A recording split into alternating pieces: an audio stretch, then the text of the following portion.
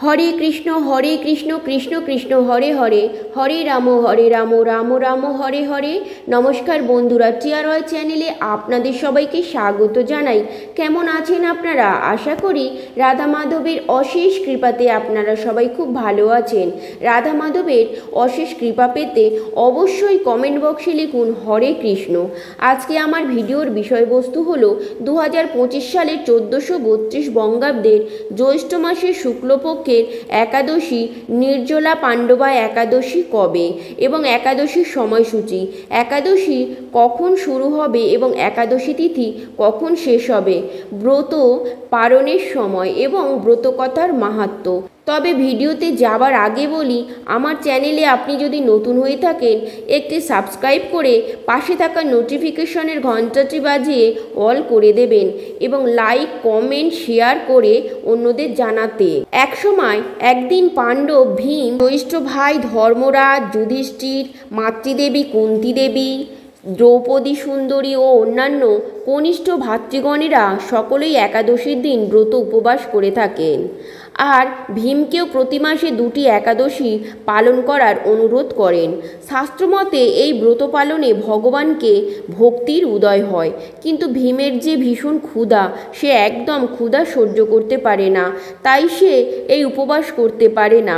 তিনি আরও বলেন, তিনি যথাশক্তি দান করতে পারেন, কেশব পূজা করতে পারেন, কিন্তু তার উপবাস করার কথা শুনলে ভয়ে শরীর কাঁপতে থাকে এবং খুব ভয় পান। তিনি জিজ্ঞাসা করেন, উপবাস ছাড়া একাদশী ব্রতের ফল আর কি করলে পাওয়া যায় তা বলতে বলেন।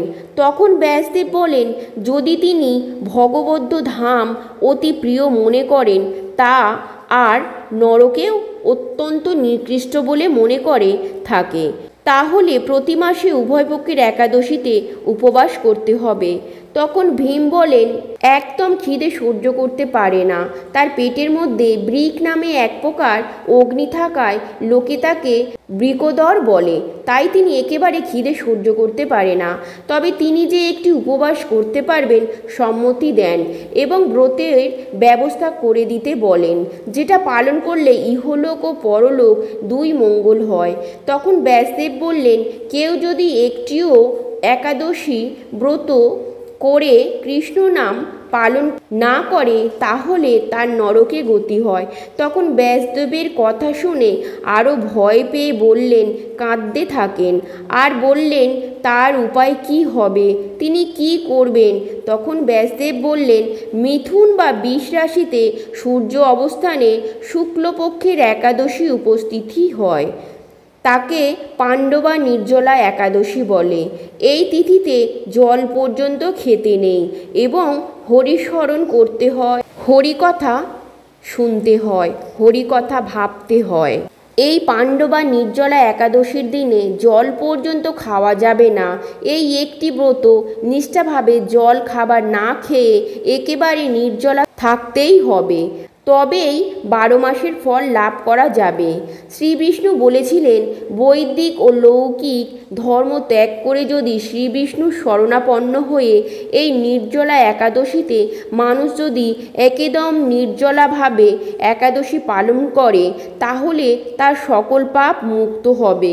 মৃত্যুকালে যমদূতও এই ব্রত পালন করলে তিনি বিষ্ণুর লোকে যেতে পেরেছিলেন। এই ব্রত পালন করলে সমস্ত পাপ ধুয়ে মুছে যায়। তাই ব্যাসদেব এই একটি নির্জলা পাণ্ডবা একাদশী ব্রতটাই পালন করতে বললেন, যে তিনি যদি এই একটি নির্জলা একাদশী ব্রত পালন করেন, তাহলে 12 মাসের ব্রতের ফল লাভ করবেন।